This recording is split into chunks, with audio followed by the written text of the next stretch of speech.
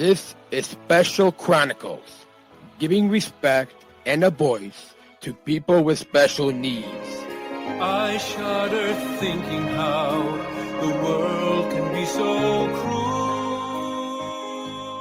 Lend my voice to those who can't. It's time we try, it's time we care, it's time we stand. It starts with a voice. Welcome to the Special Chronicles Podcast. My name is Daniel Smrokowski. I'm the founder and host of Special Chronicles, a former Southern Shriver Global Messenger and a service ambassador at United Airlines. Our website, specialchronicles.com. To follow Special Chronicles on socials, subscribe to our newsletter, find the show notes, listen to previous episodes and series, specialchronicles.com. This week on the Special Chronicles Podcast Series, a recap of Turin 2025 and our Unified at Work series. Our guests are Carly and John from United Airlines Bridge Disability Business Resource Group to talk about their experience at the recent Special Olympics World and Winter Games in Turin 2025. Please put your virtual hands together as we welcome John and Carly on Special Chronicles.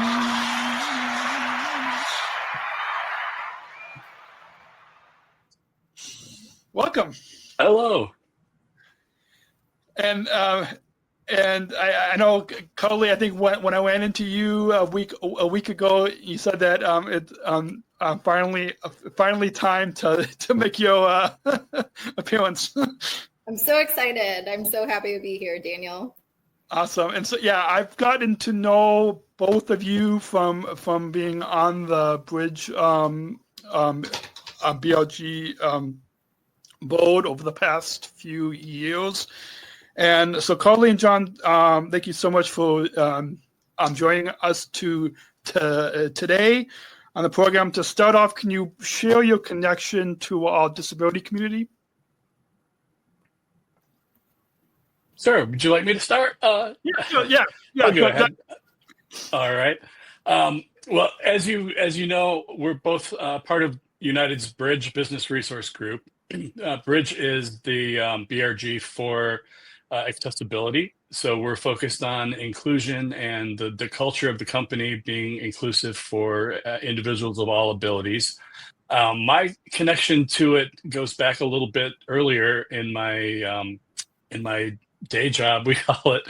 What I do other than Bridge for United is part of our government affairs team, and got involved with a negotiated rulemaking that the transportation department was doing on a few accessibility topics. And this was really the first time I had much exposure to, really what we do in this space at all. And the company wasn't really that focused on it at the time. This has been, close to 10 years ago already. I think it was really early after I joined United. Was a really eye-opening experience. I learned a lot about accessibility, a lot about what we, the road ahead of us in some ways, which we've done a lot in the time since then. But the government's focus on it had really kind of gotten me focused on making sure that the company is in the right place too, and trying to stay, even ahead of it, making sure that, the best way to sort of work with the government is to be already doing the stuff that they think we should be doing. And so I've made it a big part of my mission to really try to advance that within United. And so within the last year and a half, joined Bridge, have a little bit of a connection to accessibility in my own since then too, because I've since then developed an autoimmune form of rheumatoid arthritis that affects my mobility. I take some very good medication, and it keeps me pretty on track. But I haven't had to navigate the airport in a wheelchair before, and I know what that's like. So puts a little bit of a different lens around accessibility for me. Awesome. And Carly? Yeah. Daniel, as you know, our time began before my time at United. I've been involved with Special Olympics Illinois for years and years. I grew up volunteering for them, and then I joined their Young Professionals Board, and now I'm on their Marketing and Communications Committee. So when I joined United and people got word of my involvement with them, they introduced me to Bridge, saying this is the perfect opportunity where all your worlds are colliding. And Bridge has really given me the opportunity to help drive that mission forward of inclusivity at United and continue my work with Special Olympics. So it's been a really, really wonderful opportunity. Awesome. Yeah, it's. I'm grateful that we have John and Carly, that we've connected over the years with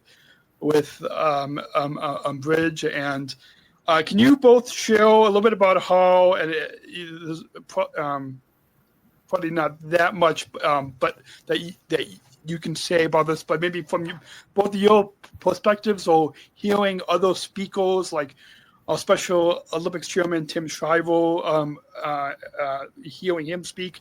Can you share a little bit about how United Airlines first became involved with Special Olympics and what motivated this partnership?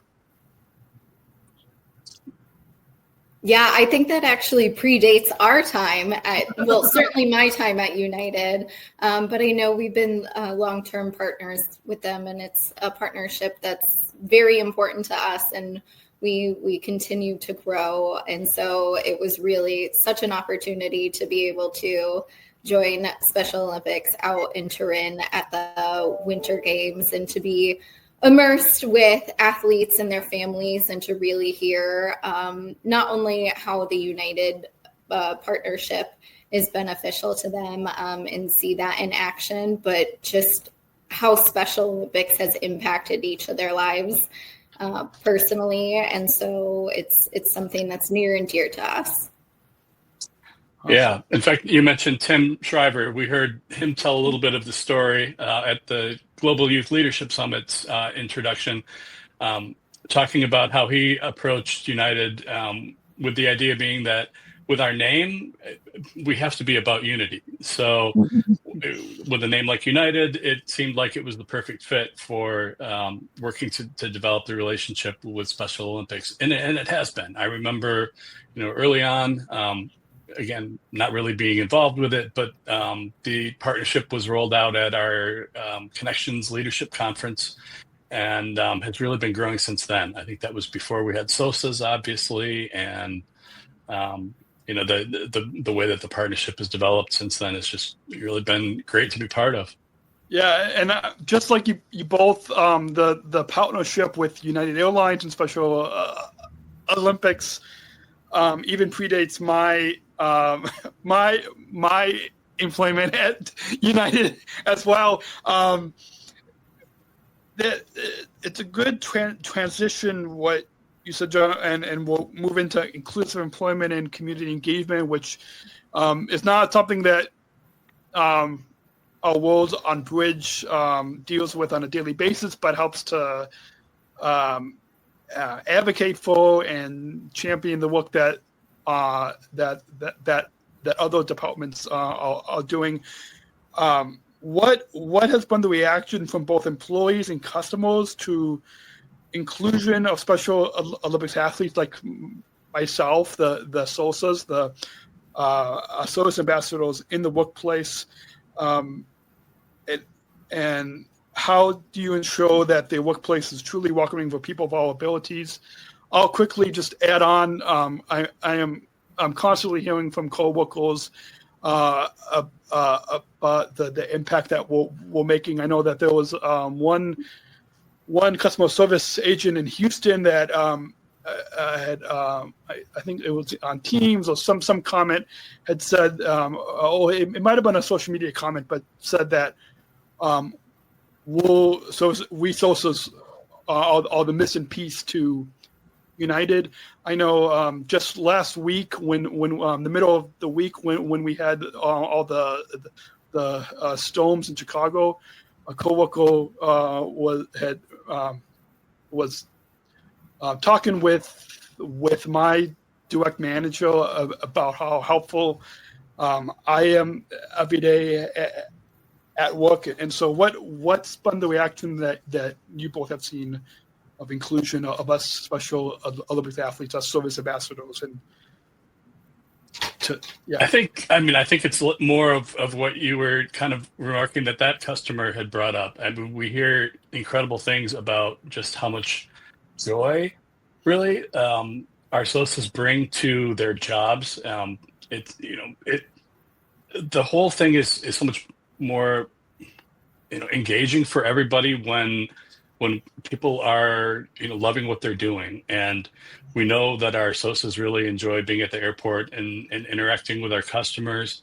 And customers see that. I think it can be a stressful thing to travel. And anytime, somebody maybe catches you a little off guard and isn't what you were expecting and delivers the answers you're looking for with a smile, that's the type of experience that we can't provide any other way. It's really important. Yeah, and I just have to say, you are all such an inspiration. When you walk in O'Hare, it's a stressful experience to some travelers, and to see your smiling faces and have you ready and willing to help out and get folks where they need to go is such a game changer.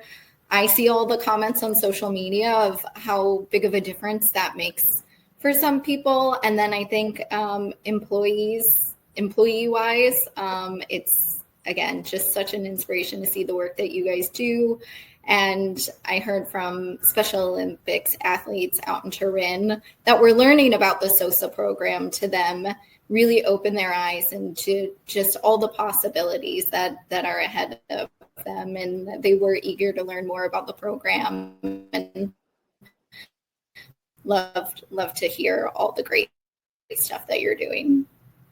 Yeah. It's always, I've grown up for myself, and I'm sure a lot of others with intellectual disabilities, a job in aviation, working for a major airline was not something that I thought that we thought was possible. It's not something that a lot of job coaches or special education teachers even give us. But now, thanks to this partnership, thanks to the SOAS Ambassador Program, that we're able to educate other special Olympics athletes, others in the community about what is possible. Beyond hiring athletes, how else does United encourage the employees to engage with the Special Olympics mission? Can you give us some examples of employee-led initiatives? Like I know one is the unified leadership, the inclusive leadership training that Special Olympics has done with United. I know I co-led one of them, and am told I'll be co-leading another few this year. Don't know when, but I know that's one. They already thing got you on the hook, right? No, I know. That's one that I know has been a big impact among employees. But beyond hiring practices, what else does United, or what has United done? Yeah, I think the town halls and the events that Bridge hosts are really eye-opening for some, and also provide a very welcoming environment for people to talk about their own disabilities, or if they're a caretaker, the disability of a family member or a friend. And it really provides them a space to share that story and to hear from others, and make them feel that they're not alone in this. We've gotten really great feedback from our recent events, that we've just built such a community within United for folks. And events like those are really part of Bridge's mission as a whole, which is about bringing an inclusive culture to the company. So I think that's really a big part of how we make sure that it's a living sort of thing within what we do every day, is having groups that just represent, that are out showing that we're about like we talked about the company being united, and our mission being about connecting people and uniting the world. It's about all people, and we have a space for everyone, and this is the way that we show that, and that just becomes it's like a spark in the culture, and it really takes off, and it makes accessibility part of people's everyday thinking rather than the afterthought that it has often been, and something that you have to go back and try to include because it wasn't really part of the culture, and it wasn't part of the thinking that people just bring to what they do every day. We're looking to change that and making a difference in that by just representing in the culture what we're all about. Awesome. I love that. And speaking of that, all people, as you both know, I think our disability community is, I think there's over 1 billion people with disabilities across the globe. And I don't have the exact numbers in front of me right now, but I mean, somebody can fact check for us. But since the disability community is the largest community, it makes sense that we'll encourage an inclusive culture, not just for employees, but for the customers, for the passengers that fly with. Right. I mean, we hear often that there are people who would be customers and want to travel and want to fly, but either have not had a good experience in the past or are a little bit concerned that they would not have a good experience traveling. And a lot of our work is really about trying to meet their needs and to show them that you can travel with us, and we're going to make that happen and figure out what it takes to be as accessible as possible, and be in the business of making travel something anybody can do. Absolutely. Awesome. And I think a point that's brought up, I know that we've talked about quite a bit, is when you make things more accessible and inclusive for some, you're making it more accessible and inclusive for all. So we're helping everyone when we make these changes, and when we train our employees on how to be more inclusive in the workplace. That's really important, not just for this community, but for everybody. Awesome. And speaking of training, to introduce just a little bit more about the work that the Bridge Business Resource Group champions and advocates for, we'll take a quick break because if it wasn't for our sponsors and supporters, we wouldn't be able to keep the microphone plugged in and the website and podcast and video hosting that it takes. It's free to listen and watch, but it does cost money to keep the podcast going. And so with that, this episode is brought to you by United Airlines Bridge Business Resource Group, connecting people of all abilities, including hiring Special Olympics athletes like myself as employees. Learn more on United's commitment to disability inclusion for employment and travel at specialchronicles.com/united. That's specialchronicles.com/united. And with that, and for those of you watching the video, you both probably recognize some of those images on that that was on the screen. And in fact, I had to update the picture in first when I think someone from the graphics team at United had made that unified at work image. It was wearing a mask because it was during the pandemic, but I had to update it to the new the from the BRG summit, the new headshot. And so nice. with inclusion being such a core value at United, how do we ensure that these processes are not just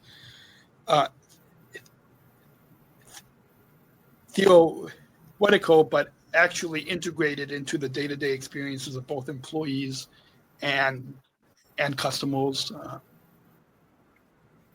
Yeah, I think the building the culture that we were talking about before the break is a big part of that, and making it so that it's not something that people have to necessarily think about.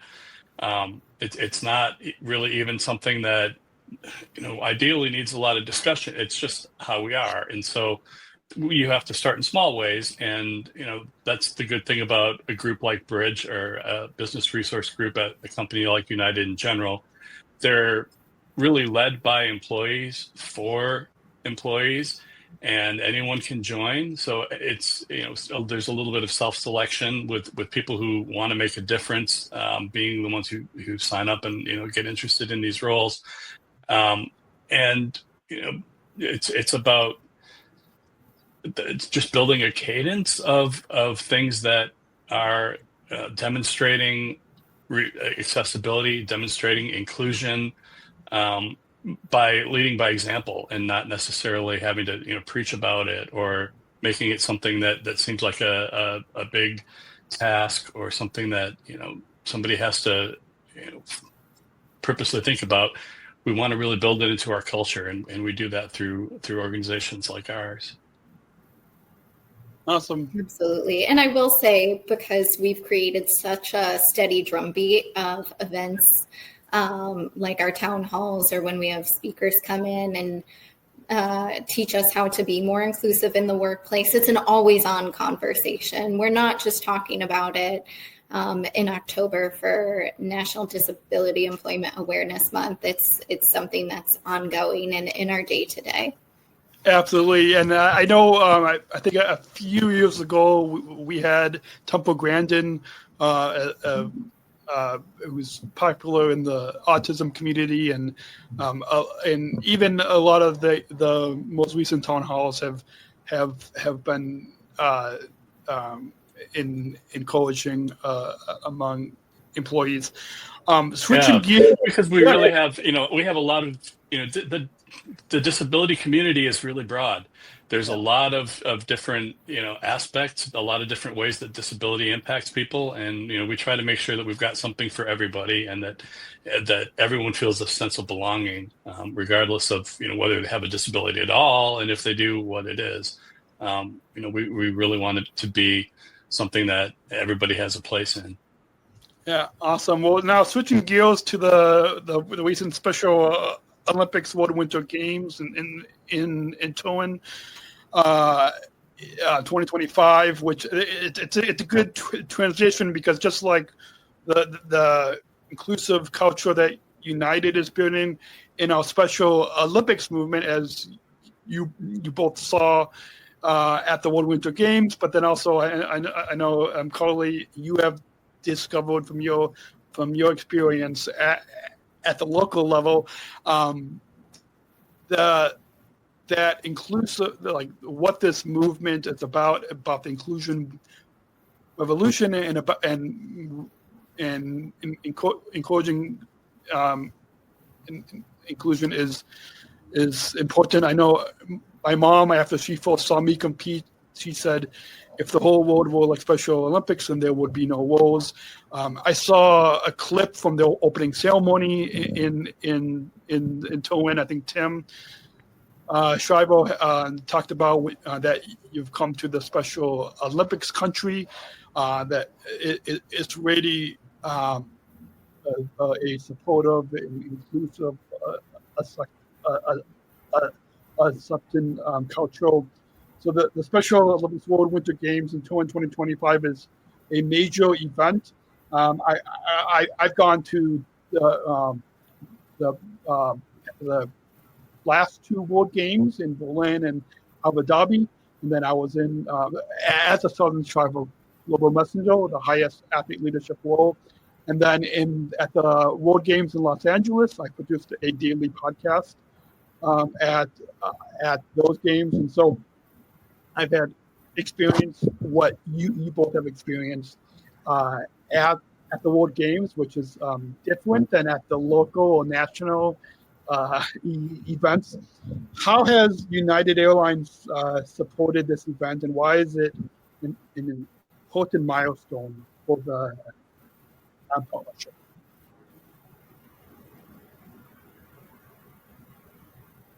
I'll start. Sure. So United's role specifically at these games was as a sponsor at the broader level of the games themselves, which helps make the whole thing happen.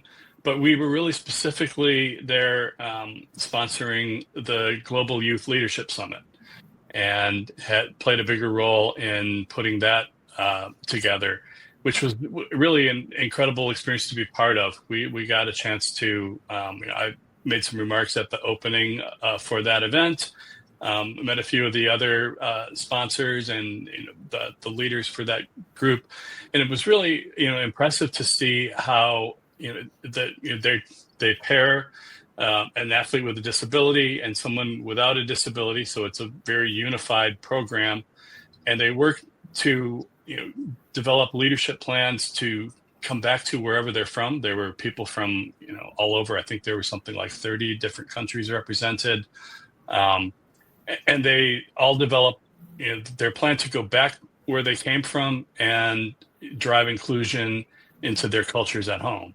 And it was really impressive to see what that translates to for them, what they have been able to in that short time come up with for their pretty solid plans to go back and introduce a unified program at their schools, for example, or work with community organizations in their home cities or countries to just keep the inclusion revolution going. Awesome. Carly, do you want to add anything? No, just that John really had a great opportunity to speak at the Global Youth Leadership Summit, and a lot of people came up to him afterwards asking him more questions about how we partner with Special Olympics, and it really sparked some interest in United's role there and the SOSA program, which was a great opportunity to spread the word, as always. Yeah, I told him, who knows, we may have one of our next SOSAs down the road someplace coming from that very room of the leaders in that summit. Awesome. We heard from so many people that they wanted to become a SOSA next. And that was just really cool to be in the room and feel the excitement around the program, and really goes to show what a difference it's made. Awesome. Yeah, 5 years ago, when we were just getting the SOSA program started in Chicago, none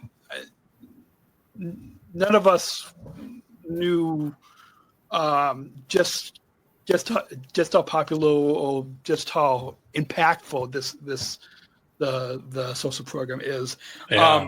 And I don't think the company knew at the time either what it would grow into, what it's become today. I mean, we're not quite there yet, but we have plans to roll it out to all of our hubs here in the U.S. Some of that is still in the works, and so can't put dates on that, but the planning is definitely in place. And seeing going to Turin and seeing the World Games, puts it in an even broader perspective. We're a global company, and I think we'll be looking at what that means for how we can take a program like this and develop it as we grow as a company around the world as well. Awesome. Yeah, it'll be impactful to have SOSAs not only in all the U.S. hubs, but also some of the international hubs as well. And there are some hurdles to jump through to get there, but I don't think it's something we can't take on. But again, can't put a timeline around it because there are other people involved. I mean, with a big company, and especially with our employee organization, we're not really in the driver's seat for that, but we do have a voice, and we do provide some leadership within the company on opportunities like that. Awesome.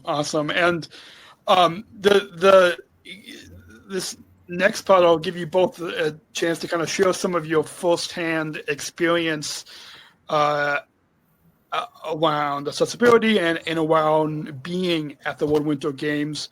I know one thing that you guys got to do that I got to do as well in Berlin was walk in the opening ceremony. When in Berlin, I think I walked in with Aruba, and we had because the Southern Travel Global Messengers were on stage, we practiced and kind of knew where to go. And thinking back at the opening ceremony in Berlin, I realized I think a few others of us, because like we were up in this booth where there's a lot of VIPs, and we walked up the wrong set of stairs where I should have like walked just a few feet to where I was supposed to go. So, but yeah, that's all like kind of in the moment. So I'll give you a few moments now for you both to share or tell us a few stories of what it was like to walk in with athletes in the opening ceremony, as well as how it drew delegations from around the world in support of many countries' leaders, Bridge's commitment to the Special Olympics movement. Yeah, I can get started. So I had the honor of walking in with the athletes from Latvia, and you could just feel the excitement in the room. We were behind the curtain for a bit while they were holding us there. But once we walked out there, just to see people from around the globe cheering everyone on, there was a friendly amount of competition, of course, but at the end of the day, everyone was there for the same reasons, for the same mission. And you just really felt that in the room. And it was such an honor to be a part of the experience. And it was so much, I think you, in your head, they put on, an opening ceremony that's a lot like the Olympics that you see on TV. And until you actually go and are part of it, you don't quite realize just how big it really is.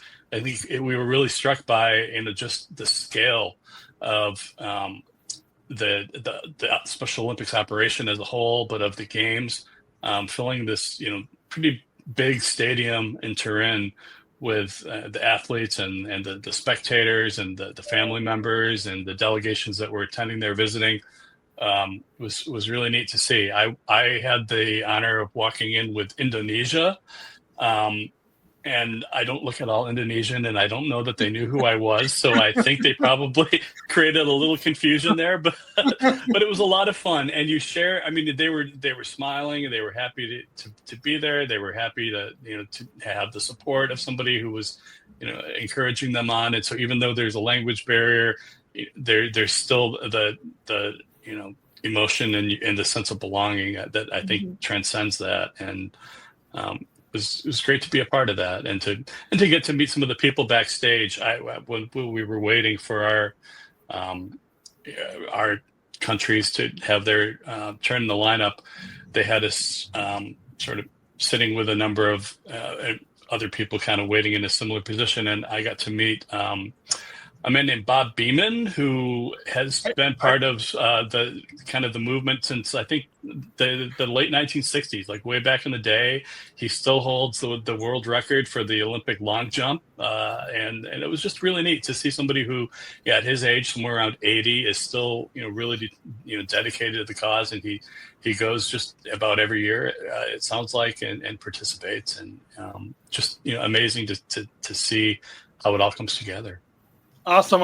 And you mentioned Bob. I think that thing's jumping off the. You mentioned Bob Beaming, and who I believe is also a global ambassador and a number of different roles. And I got to meet him first at the Abu Dhabi World Games, where he gave. I've got it outside of the studio here, where I've got my shoes. He made some custom shoes for Special Olympics at the Healthy Athletes. He gave we got our feet measured and I still wear those today, which. At the Special Olympics Champions Ball, I didn't wear them last year, but a couple years ago, I think I might have had them on.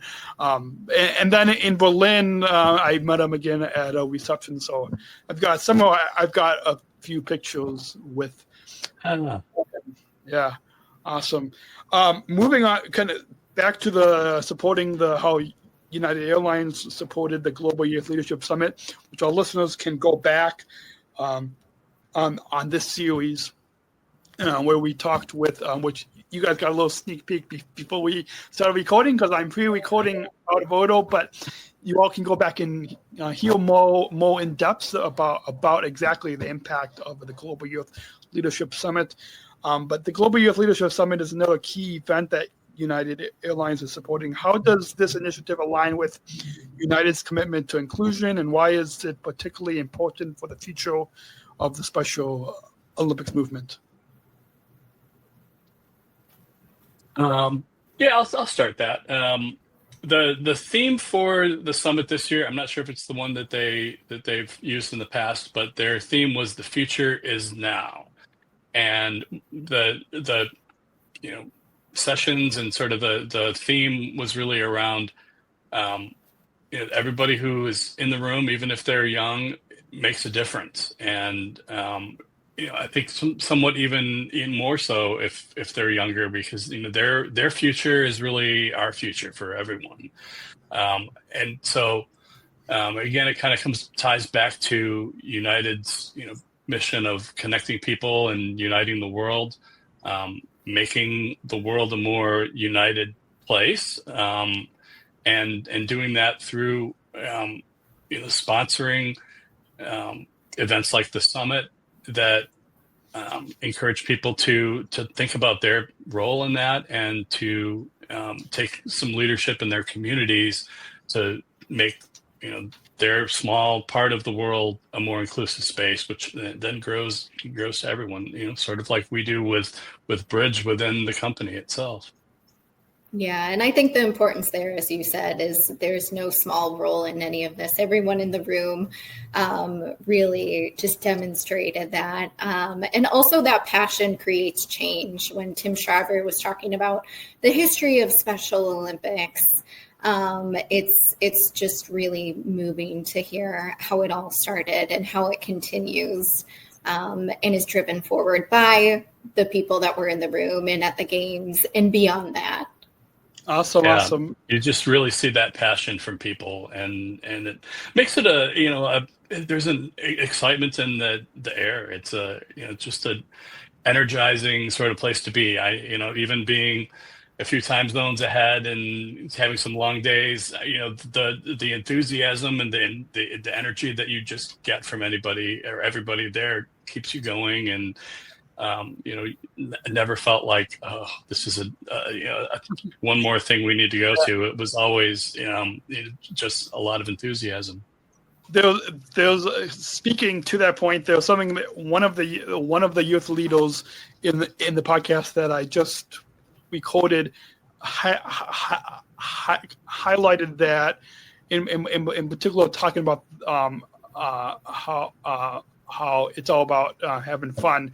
And Tim Shriver, I had him on this podcast a couple of times, including during the 50th anniversary. We were in the hallway at the Intercontinental Hotel in Chicago, only spot that we could find to record. But when Tim wrote his first book, Fully Alive, which I definitely he signed it for me, and I've actually annotated and wrote notes in the his entire book, which I think so. Yeah, which surprised him. But one chapter that Tim wrote about how Special Olympics is all about the fun that lasts, and one of Tim's sons had talked about that, and compared to like going to Disney World, where at Disney it's the fun just stays there. But that when it comes to Special Olympics, when you come to a World Games like you both attended, or just any Special Olympics event, it's the fun that lasts. And there's also so many events. I forget what the statistic somebody told us about it was. that, if you include a lot of the qualifying events and the things that are happening around the world, there's something every few minutes that's happening with Special Olympics. So I mean, the fun really never does end. Just even with the events that Special Olympics does, let alone what people take away from it. Absolutely, and I think that's one of the stereotypes that I think a lot of people think, and I've even discovered, even looking at the airport, that a lot of people ask, when is the Special Olympics? Because they think it's just one event. They don't realize the movement and that there's so many games and competitions and events happening all year round. Since we are running way behind the schedule, we're going to take a short sponsor break. When we come back, we'll get into some final concluding thoughts as we wrap up. And if and our listeners probably don't care about this behind the scenes note, but for our guest who is backstage waiting for the next episode, I'll show this behind the scenes moment for you all that I deeply apologize that we're running behind schedule here. But yeah, he's giving a thumbs up. So we'll take a short break. When we come back, we'll get into some concluding final thoughts with our guests, Carly and John from United Airlines after this short break. This episode is brought to you by the ComEd Energy Force Ambassador Program, the country's first energy and solar efficiency education program designed for and taught by people with disabilities. Learn more at specialchronicles.com/ComEd. That's specialchronicles.com/ComEd. And the support comes from listeners like you. Please join our supporters with a monthly or one-time donation so we can operate our studio, keep the microphone plugged in, the technology, website, audio, video hosting for this podcast going. So it's free for you to listen or watch. But thank you to all of our supporters. You can join now and support this podcast at specialchronicles.com/give. specialchronicles.com/give, or join and access our bonus content at specialchronicles.com/plus. And with that, I'm going to move to the other layout, John, since Carly had to drop. As we, and I'm skipping over some questions that we can't really speak to, but as we look ahead, in your personal experience working on the partnership with United Airlines and Special Olympics, what has been the most rewarding part of you or for you?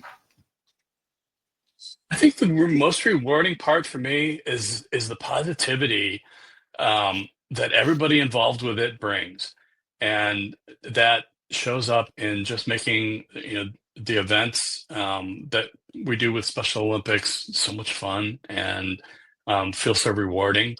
I think that's what really sticks with me is the attitude that everybody can participate. Everybody's got something to bring, and that the future is only going to be more inclusive than it is today. And I think everybody who's involved shares that enthusiasm and interprets it maybe in their own different way. And it's exciting to see how they take that back and how it shows up in things that they do, like what we do within Bridge in trying to make United a more inclusive place for employees and customers with disabilities. And so, the overlap of the mission and just seeing how how many different people can have a role in making that happen is exciting. Awesome. I love that. And before we get to the final question, do you have any, I know that the past 47 minutes has flown, no pun intended, has flown by. Do you have any final thoughts on your overall time here today on the Special Chronicles podcast that you'd like to share with our listeners? Wow, it's the first time I've done your podcast. The first time I've actually done a podcast like this, so it's been a bit of an experience. But no, I mean, I think I take from it that like all of us, you've got a real passion for this too, and this is how you employ it, and it's great to see how that shows up. It's great to be a part of that. I really appreciate the opportunity to share a little bit about what we do and talk about how it fits with what we're all trying to do together, which is make the world a more belonging and inclusive place for everybody. Awesome. Well, we'll have to have you maybe later on this fall. We'll have to have you back on to share a little bit more about your Sure. story in the disability community. And we'll be able to talk a little bit more about some of the plane pulls that we're getting ready to put on this year. Yeah. And so there'll be some opportunities. As the company is kind of solidifying what our contract for the sponsorship looks like going forward with Special Olympics, that's part of why there were a few questions that we couldn't really address yet, because I know that some of those things are still being worked through. So maybe when we come back, we'll be able to talk about a few of the things that we're hoping to try to take to the next level once we get some of those things squared away. Awesome. So we got one final question that we want to leave our listeners with, and we've got a bumper. So let's go ahead and roll that bumper. We're not just athletes. We are the ambassadors of an uprising. Peaceful protesters. In a rebellion against anyone who has a fear of difference. Difference. Our demands are equality, dignity, and the recognition of our shared humanity. We will not stop or accept anything less. Today, our world is more divided than ever. And coming together has never been more urgent. The revolution is inclusion. Find out more at jointherevolution.org. And just like I do with all the guests, ever since I came back from the 2019 World Games in Abu Dhabi, I've been concluding with one final question. We don't just want our listeners to listen to us.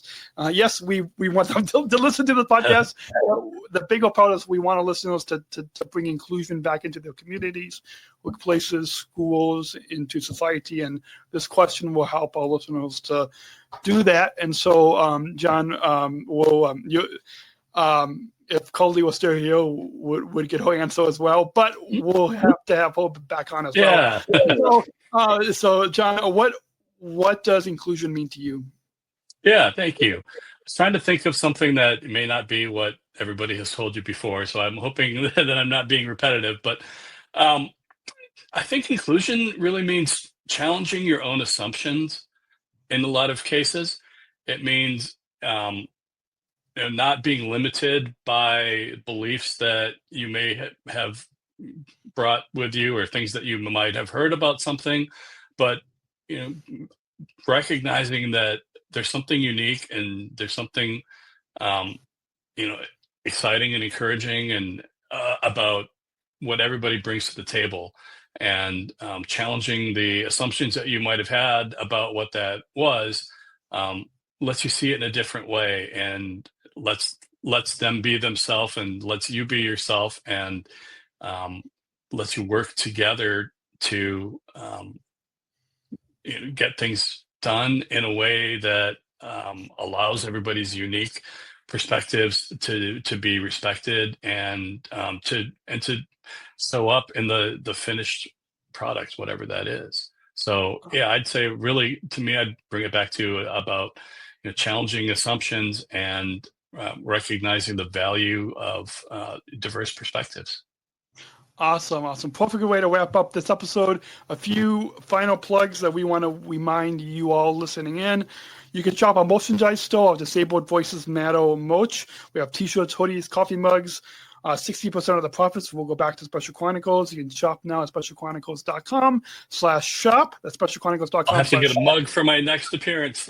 Yes. Yeah, absolutely. I actually still have to get a mug myself. Yeah. I don't. So tap that follow button, folks. Special Chronicles, Apple, Spotify, YouTube, so you don't miss a new episode. You can go back on this recap of Turin2025 series and hear from the chief of sport and competition at Special Olympics, as well as Southern Tribal Global Messenger Grace, as well as a few athletes competed in alpine skiing, snowshoeing, a dance boat, a coach, as well, and then hear from a few of the youth leaders about the Global Youth Leadership Summit. And you can go back and listen to the last episode. That is the next episode that I'll be coding, but the last episode that you all are going to hear with Sean Ferguson about the Global Coalition for Inclusion, and then hear from one of the volunteers and board members who has started volunteering in college, and now his son is volunteering in college. And so tons of exciting content for you all to go. Thank you again, John. It's such a joy to have you and Carly on. Thank you, Daniel. It's been an honor, and it's been great to be with you today. And until then, I'll see you all next week, same time, same place, right here on SpecialChronicles.com. And until then, remember, choose to include. Thank you for listening to this episode of the Special Chronicles podcast. Our podcast was produced by Daniel Smrokowski on the Special Chronicles Network. Follow Special Chronicles on Instagram, Facebook, Twitter, LinkedIn, and YouTube. Subscribe, rate, and review Special Chronicles on Apple Podcasts, Spotify, or wherever you listen to podcasts. Our website, SpecialChronicles.com, where you can stream our archives of over 500 episodes absolutely for free. Also, there's a list of our favorites, original series, award-winning columns, and blogs. And sign up for our newsletter to receive exclusive bonus content delivered to your inbox. Again, SpecialChronicles.com. Special Chronicles is hosted by Podbean Podcast Hosting. Our live streams are powered by StreamYard. Thanks, as always, to our business manager, Adam Smrokowski, who always encourages us to never give up. I'm Daniel Smrokowski, back next week with more stories. Special Chronicles, giving respect and a voice to people with special needs.